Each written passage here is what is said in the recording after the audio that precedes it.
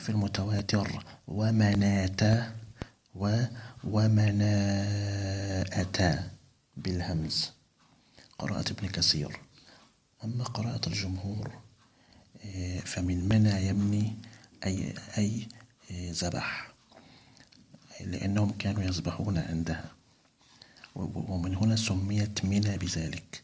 أما قراءة ابن كثير من النوء، أي يستمطرون عندها تبركا بها الأنواء. قرئ في المتواتر ضيظا وضئظا